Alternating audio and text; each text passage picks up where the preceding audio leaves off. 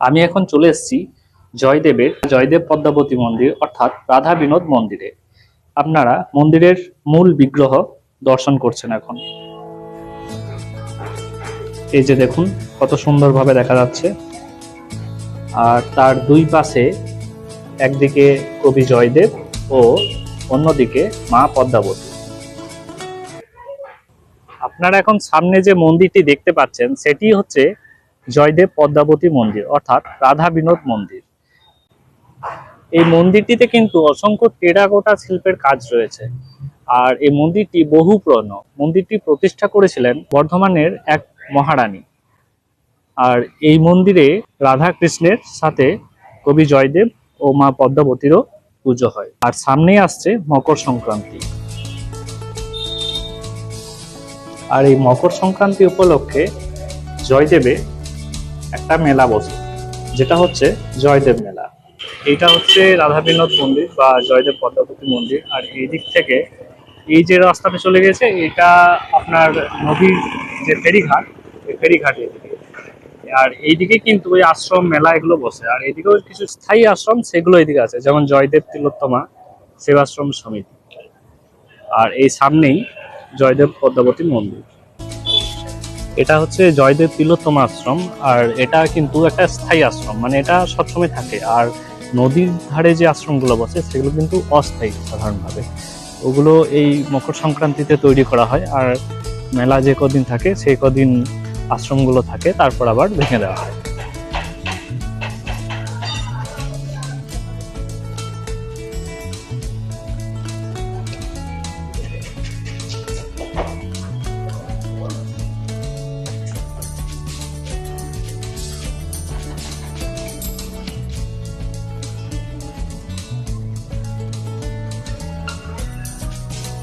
এই যে কবি জয়দেব ও মা পদ্মাবতীর মূর্তি।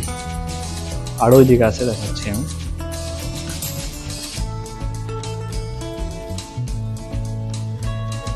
রাধা কৃষ্ণের মূর্তি।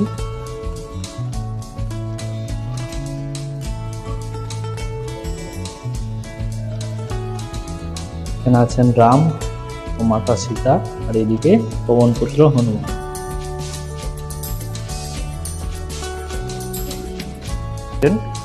তিলোত্তমা, যার উদ্দেশ্যে এই আশ্রম তিলোত্তমা স্মৃতি ভবন।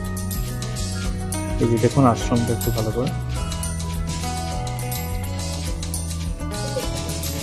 এখন কিন্তু আমি জয়দেব পদ্মাবতী মন্দির থেকে যে ফেরিঘাট অর্থাৎ নদীর দিকে যাচ্ছি, যেখানে আসলে মেলা ও আশ্রমগুলো বসে। নদীর যে ঘাট, সে ঘাটের সামনে চলে এসেছি। আর এখান থেকেই মূলত মেলাটা শুরু হয়।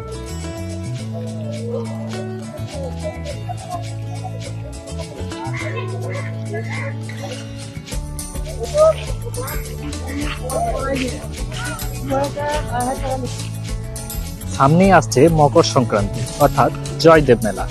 অনেকেই একে অন্ন মেলা বলেছেন, কারণ হচ্ছে যে আপনি যে কোনো মেলায় যান না কেন, ফাঁকা পকেটে গেলে আপনি কোথাও খাবার পাবেন না।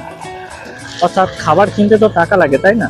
কিন্তু এই মেলা এমন একটি মেলা যেখানে আপনি ফাঁকা পকেটে এলেও আপনি ভরপেট খেতে পাবেন। আর সাথে মেলার আনন্দ উপভোগ করতে পারবেন বাউল শুনে। হ্যাঁ, এটা বাউল মেলা নামেও পরিচিত। আবার একে অনেকে অন্ন মেলাও বলে। এর কারণ এটাই যে আপনি এখানে ফ্রিতে ভরপেট খেতে পারবেন। আর অনেক অনেক বাউল শিল্পীরা এখানে আসেন এবং তাদের সঙ্গীত পরিবেশন করেন। আর এই যে রোডটা, আসলে এটা সামনে আছে অজয় নদী। আর অজয় নদীর ওই পাড়টা হচ্ছে বর্ধমান। আর এই পাড়টা হচ্ছে বীরভূম। আর মূলত বেশিরভাগ অস্থায়ী আশ্রম যেগুলো, মানে জয়দেব মেলায় যে আশ্রমগুলো আছে, সেই আশ্রমগুলো মূলত এই বীরভূমের এই পাড়েই আছে। তবে কিছু কিছু আশ্রম নদীর ওই পাড়েও বসে।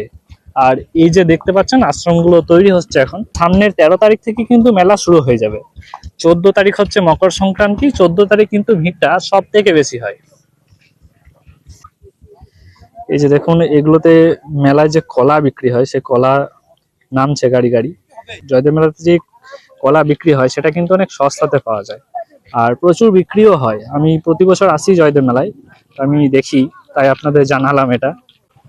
এবছর কিন্তু মেলার একটি নতুন সংযোজন হচ্ছে প্লাস্টিক মুক্ত মেলা। অর্থাৎ এবছর জয়দেব মেলাকে প্লাস্টিক মুক্ত করার চেষ্টা চলছে। আর এবছর কিন্তু এই যে নদীর ওই পারে যাওয়ার যে এই রোডটা, সেটা কিন্তু অনেকটাই সুন্দরভাবে তৈরি করা হচ্ছে, এখনো কাজ চলছে সামনে। এগুলো সবই কিন্তু আশ্রম। আর আপনি যখন মেলাতে আসবেন তখন কিন্তু এই আশ্রমে আপনি ফ্রিতে খাবার পাবেন। এই যে দেখুন এই মূর্তিগুলো তৈরি করা হচ্ছে মেলার জন্য। এই যে অজয় নদের এই যে জয়দেব ঘাট, এটা কিন্তু সব সময় এই যে দূরে দেখতে পাচ্ছেন যে নদীর মধ্যে যে ঘাসগুলো হয় সেই ধরনের, পুরোটাই ঢাকা। কিন্তু এই টাইমটাই এই জায়গাটা কিন্তু অনেকটাই সেজে ওঠে মেলার সাজে। কারণ জয়দেব মেলায় এগুলো সব পরিষ্কার পরিচ্ছন্ন করা হয়। আর এই দেখুন এই যে রাস্তাটা, এই রাস্তাটা কিন্তু আমি এখন আছি এই নদীর ওই পার দিকে, বর্ধমান, মানে বর্ধমান জেলা। আর দুর্গাপুর থেকে যারা আসবেন তারা ওই দিক থেকেই কিন্তু আসবেন। আর ওই যে দূরে দেখতে পাচ্ছেন, আমি একটু জুম করে দেখাচ্ছি, ওই যে দূরে, ওইটা হচ্ছে জয়দেব ব্রিজ। আর আমি এখন এই নদীর সামনেই দাঁড়িয়ে আছি। এই নদী থেকে এই যে রাস্তাটা চলে গেছে, এই রাস্তাটা সোজা গেলেই আপনি জয়দেব পদ্মাবতী মন্দির পাবেন। আর এই যে এই দিকটাই দেখছেন, এই দিকটা কিন্তু পুরোটাই কিন্তু মেলা। হ্যাঁ, তবে এই লাস্টের যে লাইনটা আছে সেটাতে কিছু কিছু আশ্রম বসে যদিও। আর ওই দূরে দেখতে পাচ্ছেন নাগরদোলা বসেছে। আর এই দিকটা কিন্তু পুরোটাই মেলা, আর এই দিকটা পুরোটাই আশ্রম। মানে এইদিকে যত দূর দেখতে পাচ্ছেন আপনি, ওই যে ব্রিজ আছে, ওই ব্রিজের ওই দিকটাতেও কিন্তু আশ্রম আছে। মানে এখানে অসংখ্য আশ্রম বসে। আশ্রম বলতে মূলত আখড়া, যেগুলো বাউল আখড়া। মকর সংক্রান্তির দিন থেকে এখানে ভিড়টা প্রচন্ড পরিমাণে বেড়ে যায়। আপনি এখন যে এই রাস্তাটা ফাঁকা দেখতে পাচ্ছেন, মকর সংক্রান্তির দিন কিন্তু এখানে পা ফেলাবার জায়গাও থাকে না। জয়দেব মেলায় এই যে আশ্রমগুলো দেখতে পাচ্ছেন যেগুলো তৈরি হচ্ছে, এই আশ্রমগুলো কিন্তু এই জয়দেব মেলার যে 4টে দিন, সেই 4টে দিনই কিন্তু এই আশ্রমগুলো খাবার তৈরি করেন ও পরিবেশন করে থাকেন, অর্থাৎ প্রসাদ। তারা কিন্তু প্রসাদ বিতরণ করেন 4টে দিনই, তাও সম্পূর্ণ বিনামূল্যে। অর্থাৎ আমি এটা বোঝানোর জন্য বলছি, যারা ভাবছেন যে মেলায় গিয়ে খাবো কি, এই যে জয়দেব মেলা, এখানে কিন্তু বহু দূর দূরান্ত থেকে মানুষ আসে। পশ্চিমবঙ্গের বলা যায় সব থেকে বড় মেলা এই জয়দেব মেলা। আর সব থেকে বড় যে বাউল মেলা, সেটা তো পশ্চিমবঙ্গের এই মেলাটাই বটে। আর শুধু পশ্চিমবঙ্গের বললে ভুল হবে, ভারতের সব থেকে বড় বাউল মেলা এটি। কারণ আমার জানা নেই আর কোথাও এত বড় বাউল মেলা আছে বলে। এই যে মেলা, এখানে কিন্তু শুধুমাত্র পশ্চিমবঙ্গবাসী আসেন তা নয়, এখানে কিন্তু ফরেনাররাও আসেন। মন্দির যাওয়ার যে রাস্তা, এই দিকটা যেটা দেখতে পাচ্ছেন, এই দিকটা দিয়ে কিছু দূর গেলেই একটা আখড়া আছে বা আশ্রম, যেটার নাম হচ্ছে মনের মানুষ আশ্রম। আপনি সেখানে যদি যান, সেখানে একদম ফাঁকা গলায় খুব সুন্দর বাউল শুনতে পারবেন। আর আপনি আসলে আমি বলছি ঠিকই, কিন্তু বলে এটা বোঝানো সম্ভব না। আপনি যখন আসবেন বা যারা এসেছেন তারা কিন্তু জানেন যে মনের মানুষ আখড়াতে কি সুন্দর সুন্দর বাউল হয়, মানে কোনো মাইক ছাড়াই, মানে একদম ফাঁকা গলায়। আর এই যেগুলো, এগুলো যেমন আমাদের গ্রামগঞ্জে যেমন বাউল পরিবেশন হয় সেরকম ভাবে হয়, বাদ্যযন্ত্র মাইক এসব নিয়ে। জয়দেব মেলা হচ্ছে অন্ন মেলা। অন্ন মেলা কেন বলছি, কারণ হচ্ছে আপনি ফাঁকা পকেটে যে কোনো মেলায় যান না কেন, আপনি কিন্তু কোথাও টাকা ছাড়া খাবার পাবেন না। কিন্তু এই যে মেলা, এখানে আপনি ফাঁকা পকেটে এলেও খাবার তো পাচ্ছেনই, ভরপেট খাবার পাবেন, তার সাথে থাকার জায়গাও পাবেন।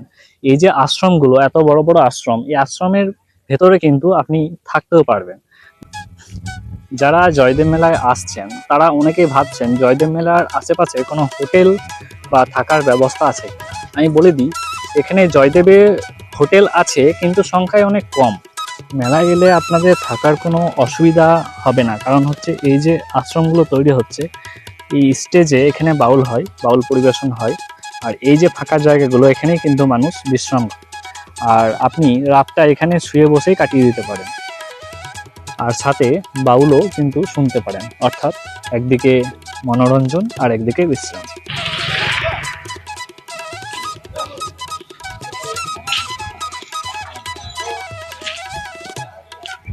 আমি এখন মন্দির থেকে যে মেলার দিকে যে রাস্তা, তার বাম সাইডে চলে এসেছি।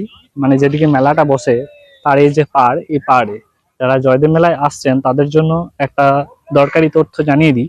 জয়দেব মেলায় অস্থায়ী যে বাথরুম, সেগুলোর তো ব্যবস্থা আছেই, কিন্তু যদি কেউ স্থায়ী বাথরুম খুঁজছেন তাহলে বলে দিই, এই যে জয়দেব পদ্মাবতী মন্দির থেকে নদী যাওয়ার যে রাস্তা, মানে যে ঘাট, এই ঘাটের সামনেই কিন্তু এই যে স্থায়ী একটা বাথরুম আছে। এই যে,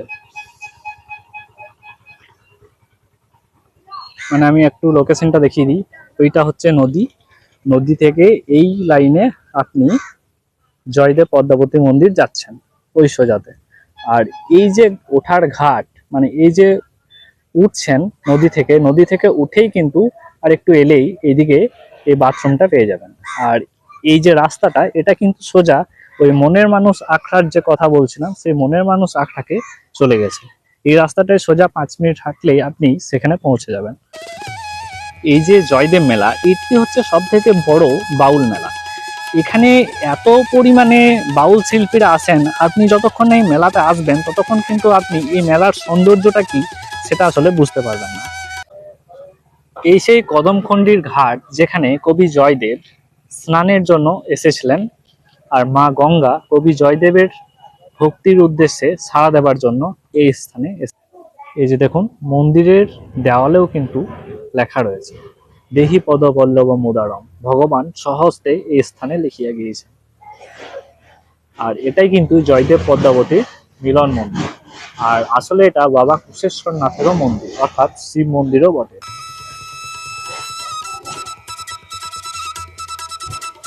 এই যে শিব মন্দিরও বটে এটা।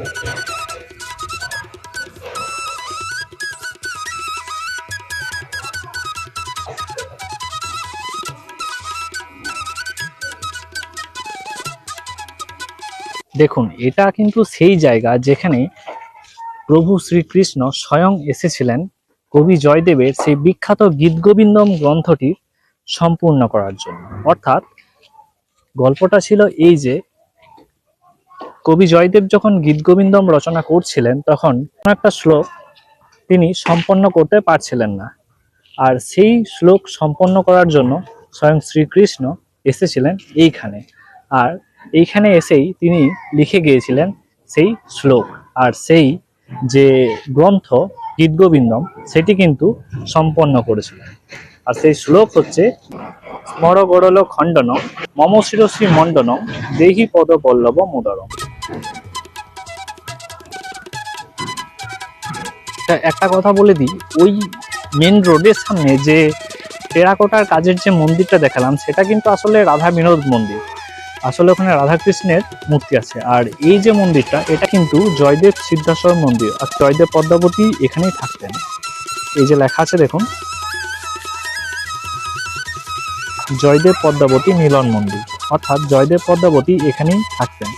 আর ওইটা প্রতিষ্ঠিত মন্দির, কিন্তু জয়দেব, কবি জয়দেব যে গীতগোবিন্দম রচনা করেছিলেন সেটা কিন্তু এখানে থেকে। এই যে দেখুন, আমি কিছুক্ষণ আগে ফরেনারদের কথা বলছিলাম, কিন্তু এখন মেলা শুরু হওয়ার আগে থেকেই ফরেনাররা এখানে আসতে শুরু করেছে। দেখুন, আমি জুম করে দেখাচ্ছি আপনাদের। ওই যে দেখতে পাচ্ছেন হেঁটে যাচ্ছে, ওনারা কিন্তু এখানের নয়, ওনারা ফরেনার। জয়দেব মেলা বাউল প্রেমীদের জন্য এটি শুধু একটা মেলা নয়, এটি একটি স্বর্গীয় স্থান। কারণ যারা বাউল ভালোবাসেন, যারা লোকগীতি ভালোবাসেন, তারা কিন্তু সবাই এখানে আসেন আর সারা রাত ধরে বাউল শোনেন। আর অসংখ্য বাউল শিল্পীরাও এখানে আসেন। এই যে জয়দেব মেলা, এর ইতিহাস সম্বন্ধে আমি একটু বলি এখন। কবি জয়দেব, তিনি ছিলেন রাজা লক্ষণ সেনের সভাকবিদের মধ্যে একজন। আর কবি জয়দেব কিন্তু প্রত্যেক মকর সংক্রান্তিতে গঙ্গা স্নান করতে যেতেন, কিন্তু কোনো একবার মকর সংক্রান্তিতে তিনি গঙ্গা স্নান করতে যেতে পারেননি কোনো একটা অসুবিধার কারণে। তাই তিনি খুব দুঃখিত হয়ে পড়েন। আর চোখের জল নিয়ে শয্যায় যান, অর্থাৎ শুয়ে পড়েন। মা গঙ্গার ভক্তের প্রতি এই ব্যাকুলতা দেখে মা গঙ্গা নিজেই তার স্বপ্নে এসে বলেছিলেন, পুত্র, তোকে কোথাও যাবার দরকার নেই, তুই প্রতিবার গঙ্গায় যাস, এবার আমি নিজেই আসব তোর কাছে। জয়দেবের সামনে যে অজয় নদ, সেই অজয় নদে উজান বেয়ে আসবো আমি। জয়দেব কেন্দুলির যে অজয় নদ, সেই অজয় নদের যে কদমখণ্ডির ঘাট, সেখানে একটা জবা ফুল উজান বেয়ে আসবে। যখন সেটি দেখতে পাবি তখন বুঝে নিস সেটি আমি স্বয়ং মা গঙ্গা। আচ্ছা, এখানে বলে দিই উজান বেয়ে আসার কথাটির অর্থ কি। উজান বেয়ে আসার কথাটির অর্থ হচ্ছে স্রোতের বিপরীতে আসা। আমরা জানি স্রোতের বিপরীতে কোনো জিনিসই ভেসে আসে না। হ্যাঁ, নৌকা, স্টিমার, লঞ্চ এগুলোর ব্যাপার আলাদা, কিন্তু স্রোতের বিপরীতে একটা ফুল ভেসে আসা, এটা কিন্তু আশ্চর্যজনক ঘটনা। আর স্রোতের বিপরীত বলতে মূলত হচ্ছে এই যে এখানের যে অজয় নদ, সেটা হচ্ছে পশ্চিম থেকে পূর্ব দিকে বয়ে চলেছে। আর উজান বেয়ে আসার কথার অর্থ এখানে যে ওই ফুলটি কিন্তু, ওই যে জবা ফুল, সেটি কিন্তু পূর্ব থেকে পশ্চিম দিকে উঠে চলেছে। মূল গল্পে ফিরে যায়। কবি যখন এই স্বপ্নাদেশ পান যে মা গঙ্গা কদমখণ্ডির ঘাটে উজান বেয়ে আসবেন একটি জবা ফুলের রূপে, তখন কবির আর আনন্দের সীমা থাকে না। তিনি ব্রহ্ম মুহূর্তে খুব তাড়াতাড়ি উঠেই তিনি সরাসরি চলে আসেন সেই কদমখণ্ডির ঘাটে। আর এসে দেখেন, হ্যাঁ, তার স্বপ্ন সত্য। সেখানে একটি জবা ফুল উজান বেয়ে আসছে, আর তিনি মা গঙ্গার দর্শন পান। তিনি ধন্য হয়ে যান, আর তিনি সেখানে স্নান করেন। আর সেই খুশিতেই কবি জয়দেব অনেক সাধু সন্ন্যাসীদের এখানে ডেকে আনেন এবং তাদের সেবা করান, আর ছোট্ট করে একটা মেলা বসিয়ে যান। আর সেই মেলা কালক্রমে ধীরে ধীরে বড় হয়ে হয়ে এই জয়দেব মেলায় পরিণত হয়। এই যে জয়দেব মেলা, এটি কবি জয়দেব ও মাতা পদ্মাবতীকে কেন্দ্র করে এই মেলা। আসুন তাদের সম্পর্কে একটা আশ্চর্যজনক ঘটনা এখন জানা যাক, যেখানে শ্রীকৃষ্ণ স্বয়ং এসেছিলেন আর লিখে গিয়েছিলেন, স্মর গড়ল খণ্ডনং মম শিরসি মণ্ডন দেহি পদ পল্লব মুদারম। আসুন এবার জেনে নিই শ্রীকৃষ্ণ এখানে এসে যে ওই দুটি শ্লোক লিখে গিয়েছিলেন তার সম্বন্ধে। কবি জয়দেব ছিলেন রাজা লক্ষণ সেনের সভাকবিদের মধ্যে একজন, আর তিনি রচনা করেছিলেন বিখ্যাত গীতগোবিন্দমের। আর গীতগোবিন্দমের কোনো একটি শ্লোকে তিনি আটকে গেছিলেন, তিনি সেটা লিখতে পারছিলেন না। কবি জয়দেব এই অজয় নদে প্রত্যেক দিন স্নান করতে আসতেন, আর প্রতিদিনের মতো সেদিনও কবি জয়দেব স্নান করতে এসেছিলেন। আর মা পদ্মাবতী ছিলেন ঘরে, কিন্তু মা পদ্মাবতী দেখেন কবি জয়দেব কিছুক্ষণ বাদেই ফিরে এসেছেন। মা পদ্মাবতী একটু অবাক হন। প্রতিদিনের মতো মা পদ্মাবতী কবি জয়দেবকে খেতে দিলেন। কবি জয়দেব খাবার গ্রহণ করে তার যে গীতগোবিন্দম রচনা করছিলেন সেটির দিকে মনোনিবেশ করলেন, অর্থাৎ গীতগোবিন্দম লেখাটি পূরণ করার জন্য গেলেন তার কক্ষে। আর কবি জয়দেবের খাওয়া হয়ে গেলে মা পদ্মাবতীও খেতে বসলেন। আর যেই মা পদ্মাবতী খাবার গ্রহণ করেছেন, অমনি আবার কবি জয়দেব সামনে দিয়ে আসছেন স্নান করে। মা পদ্মাবতী তো অবাক হয়ে যান, এ কি, কিছুক্ষণ আগেই তো কবি জয়দেব এলেন, তাহলে আবার কি করে আসছেন? আর এদিকে কবি জয়দেবও অবাক হয়ে যান এটা দেখে যে পদ্মাবতী তো আমাকে খেতে না দিয়ে কোনোদিন খাবার গ্রহণ করেন না। কবি জয়দেব যখন মা পদ্মাবতীর সামনে আসেন, তখন সম্পূর্ণ ঘটনা খুলে বলেন মা পদ্মাবতী। কবি জয়দেব স্তম্ভিত হন যে আমার ছদ্মবেশে কে এখানে এলো, আবার খাবারও গ্রহণ করলো। শেষে যখন মা পদ্মাবতী বলেন, আপনিই তো বললেন আপনার যে গীতগোবিন্দম রচনা সেটি সম্পন্ন করব। তারপর কবি জয়দেব ও মা পদ্মাবতী দুজনেই সেই কক্ষে এসে দেখেন যে গীতগোবিন্দম রচনা করছিল কবি জয়দেব, সেই রচনায় যে লাইনটি কবি জয়দেব লিখতে পারছিলেন না, সেই লাইনটি সম্পন্ন, অর্থাৎ সেই লাইনটি লেখা হয়ে গেছে। কিন্তু কবি জয়দেব সেটা লেখেননি, সেটা লিখে গেছেন স্বয়ং শ্রীকৃষ্ণ। স্বয়ং শ্রীকৃষ্ণই এখানে কবি জয়দেবের রূপ ধারণ করে এসেছিলেন, আর মা পদ্মাবতীর দেওয়া খাবার গ্রহণ করেছিলেন। তারপর তিনি সেই যে গীতগোবিন্দম রচনা সেটিও কিন্তু সম্পন্ন করে গিয়েছিলেন। আর সেটি কি ছিল জানেন? সেটি ছিল স্মর গড়ল খণ্ডনং মম শিরসি মণ্ডনং দেহি পদপল্লব মুদারং। অর্থাৎ কামদেবের বিষ থেকে মুক্তি দিয়ে তোমার সেই কোমল পদপল্লব অর্থাৎ চরণ যুগল আমার মাথায় অলংকার স্বরূপ আমাকে দাও। স্মর গড়ল খণ্ডনং অর্থাৎ কামদেবের বিষ থেকে মুক্তি দিয়ে মম শিরসি মণ্ডনং আমার মাথায় অলংকার রূপে দেহি পদপল্লব মুদারং তোমার ওই কোমল পদযুগল অর্থাৎ চরণ আমাকে প্রদান করুন। অর্থাৎ শ্রীকৃষ্ণ এটি বলতে চাইছেন যে কামদেবের বিষ থেকে মুক্তি দিয়ে তোমার পদযুগল বা চরণ আমাকে আমার মাথার অলংকার স্বরূপ দাও। আর শ্রীকৃষ্ণ স্বয়ং এই যে দুইটি লাইন, এই লাইনগুলি লিখে গেছিলেন আর কবি জয়দেবের যে বিখ্যাত গীতগোবিন্দম রচনা সেটি সম্পন্ন করে গিয়েছিলেন। 13ই জানুয়ারি থেকে মেলা শুরু, মেলা চলবে 17ই জানুয়ারি অবধি। আর এখন কিন্তু মেলার প্রস্তুতি তুঙ্গে। বীরভূমের জয়দেব মেলায় এসে খালি গলায় যদি কেউ বাউল শুনতে চান তাহলে মনের মানুষ আখড়া এখানে আপনাকে আসতেই হবে। আর এই যে গাছ দেখতে পাচ্ছেন আপনি কিন্তু এখানে এলে এই যে জায়গা এটি কিন্তু জয়দেব মেলার সময় খুব সুন্দর করে সাজানো হয়। আর এখানে কিন্তু শিল্পীরা বসে খালি গলায় গান গায়। আর ওই যে ঘরগুলো দেখতে পাচ্ছেন ওগুলোতেও কিন্তু সঙ্গীত পরিবেশন হয়, কিন্তু সেটা সম্পূর্ণভাবে খালি গলায়। ভাবতে পারছেন একবার কত সুন্দর সেই দৃশ্য, কত সুন্দর লাগবে সেই সঙ্গীত শুনতে। আমি এখন চলেছি যে মনের মানুষ আখড়া সেই রাস্তায়, অর্থাৎ মনের মানুষ আখড়ার দিকে। আর বীরভূমের এই যে জয়দেব মেলা এটি কিন্তু শুধু বীরভূমের গর্ব নয়।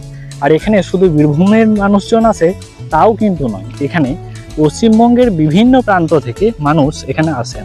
শুধু পশ্চিমবঙ্গ নয়, ভারত এমনকি বিদেশের লোকজনও এই যে জয়দেব মেলা এখানে এসে থাকে।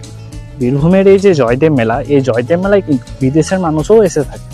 সেটা আপনারা মনের মানুষ আখড়া আমি এখন যাচ্ছি, সেখানে যদি আপনারা আসেন তাহলে তো খুব সহজেই তাদের দেখা পাবেন। আর এমনিতেই মেলাতেও তারা ঘোরাফেরা করেন, তবে বেশিরভাগ আমি দেখেছি তারা মনের মানুষ আখড়াতেই থাকেন। নদীর যে পাড়, এই পাড়ের যে এই রাস্তা ধরে সোজা হেঁটে এলে এই যে বিল্ডিং, এই বিল্ডিং এর সামনে যে এই রাস্তাটা নেমে গেছে সেই রাস্তা দিয়ে আপনি গেলেই মনের মানুষ আখড়া কিন্তু পেয়ে যাবেন। এই যে পাশের যে এরিয়াটা এটাই কিন্তু মনের মানুষ আখড়া। এটার ভেতর দিকে আরো জায়গা আছে। এই যে মনের মানুষ আখড়া এখানে কিন্তু ফরেনাররা আসেন। আর এখানে আমাদের যে খ্যাত বাউল সঙ্গীত সেটি কিন্তু এখানে খালি গলায় গাওয়া হয়, অর্থাৎ কোনো কিন্তু মাইক থাকে না। আপনি ফাঁকাতে এখানে বাউল শুনতে পারবেন। আর এটি কিন্তু খুবই একটা শান্ত জায়গা। এখানে যারা আসবেন তারা কিন্তু এখানে অযথা চিৎকার চেঁচামেচি বা শোরগোল করবেন না। আর এই যে কুটিরগুলো তৈরি করা হচ্ছে এই কুটিরগুলোতে কিন্তু মেলার সময় মানুষ আসেন, এই কুটিরগুলোতে থাকেন। এই যে সামনের যে কাঠগুলো দেখতে পাচ্ছেন এখানে জয়দেব মেলার সময় রান্না হয় ভক্তদের জন্য, আপনি ফ্রিতেই কিন্তু এখানে খেতে পারবেন। এই যে দেখুন এখানে কারুকার্য।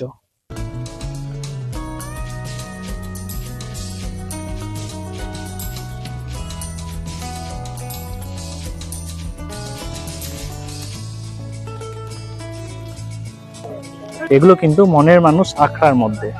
মনের মানুষ আখড়ার সৌন্দর্যটা একবার দেখুন।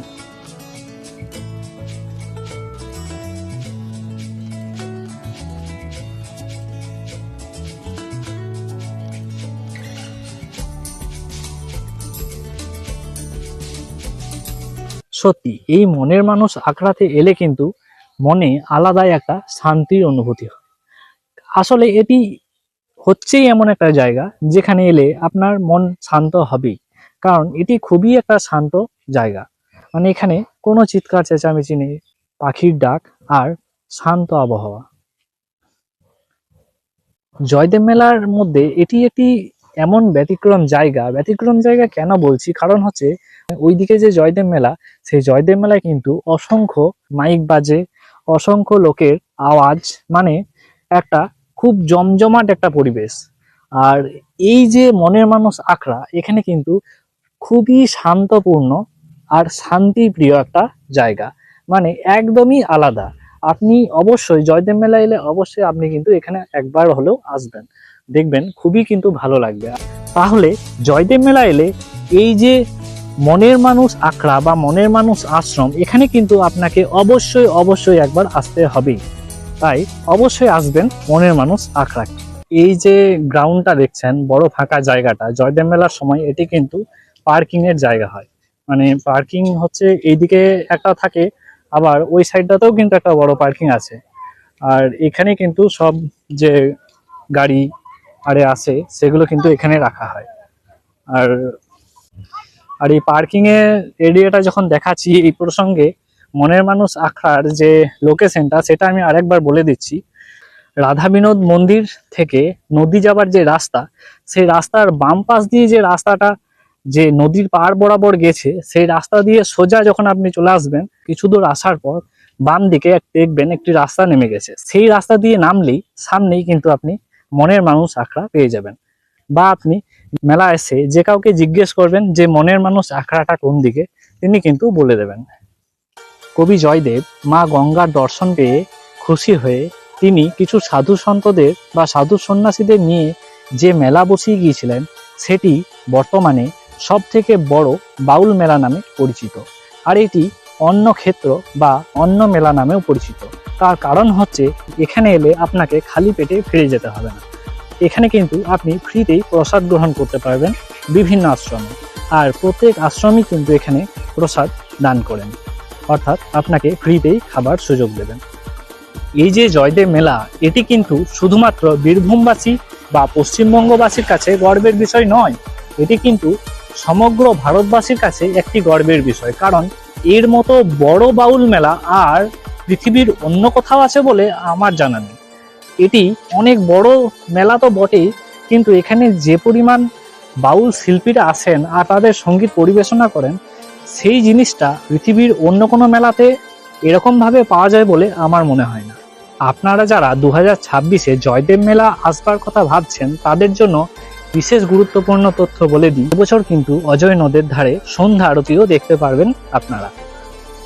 আমরা এখন চললাম রাধা বিনোদ মন্দিরের দিকে। এই যে সামনে যে রাধা বিনোদ মন্দির দেখতে পাচ্ছেন, আপনারা যারা 2026-এর জয়দেব মেলায় আসবেন, তাদের জন্য বলে দিই, 14ই জানুয়ারি যে অর্থাৎ যে মকর সংক্রান্তির যে দিন, সেদিন কিন্তু ভক্তরা স্নান করে এখানে পুজো দেন বা দর্শন করেন। সেদিন কিন্তু প্রচন্ড ভিড় হয় এই মন্দিরে। তাই আপনারা যদি রাধা মাধবের দর্শনের জন্য আসেন, তাহলে চেষ্টা করবেন 13ই জানুয়ারি বা 15ই জানুয়ারি আসার, বা 15-র পরে আসার। কারণ 14ই জানুয়ারি দিনটা কিন্তু প্রচন্ড ভিড় হয়। এই দেখুন, আমরা এখন চলে এসেছি সেই সুবিখ্যাত স্বনামধন্য কবি জয়দেব পদ্মাবতী রাধা বিনোদ মন্দির। আর এখানে একটা খুব ভালো জিনিস দেখতে পেলাম, যে এখানে লেখা রয়েছে সাবধান, বাল্য বিবাহ আইনত অপরাধ। অর্থাৎ এই মন্দিরে কিন্তু কোনো বাল্য বিবাহ দেওয়া হয় না।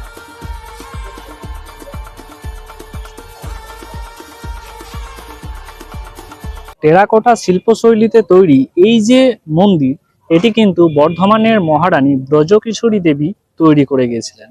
আর এই মন্দিরে কিন্তু আপনারা এলে দেখতে পাবেন অসংখ্য কিন্তু টেরাকোটা শিল্পের কাজ রয়েছে। এই যে দেখুন।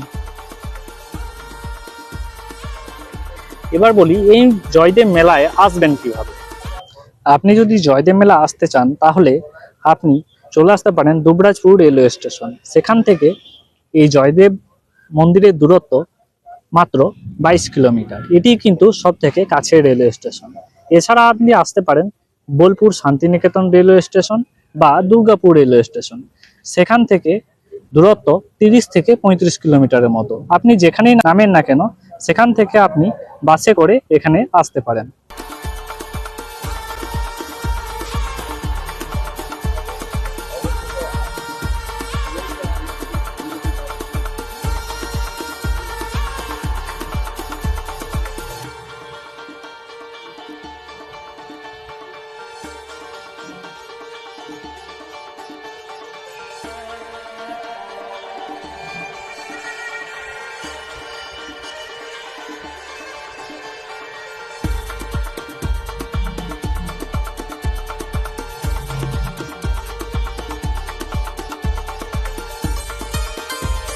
যারা এখনো পর্যন্ত জয়দেব মেলা আসেননি তারা অবশ্যই একবার হলেও এই জয়দেব মেলা আসুন, আর সম্ভব হলে এই 2026-এ আসুন। জয়দেব মেলা সম্পর্কিত আরো বিভিন্ন তথ্য এই চ্যানেলে পরে আপলোড করা হবে, আর মেলা শুরু হলে মেলার সেই দৃশ্য সেটিও আপলোড করা হবে। তার জন্য আপনারা অবশ্যই এই চ্যানেলটি সাবস্ক্রাইব করে রাখবেন। এরকম নিত্য নতুন ঘোরার ভিডিও ও বিভিন্ন দর্শনীয় স্থানের ভিডিও কিন্তু এই চ্যানেলে আপলোড করা হয়, তাই আপনারা অবশ্যই এই চ্যানেলটি সাবস্ক্রাইব করে রাখবেন যাতে এরকম ভিডিওগুলো মিস না হয়। এই যে এটা হচ্ছে মেন রোড, আর মেন রোডের গায়ে কিন্তু জয়দেব পদ্মাবতী মন্দির, রাধা বিনোদ মন্দির। আর এই যে রাস্তা, এই রাস্তাটি চলে গেছে নদীর দিকে, অর্থাৎ যেখানে মেলাটি বসে, জয়দেব মেলা। আর এই সোজা রাস্তা, এই যে তেমাথা মোড়, আর তার সামনে আছে এই মন্দির। এই যে জয়দেবের এই যে তেমাথা, এই তেমাথার গায়ে কিন্তু এই মন্দির, জয়দেব পদ্মাবতী রাধা বিনোদ মন্দির।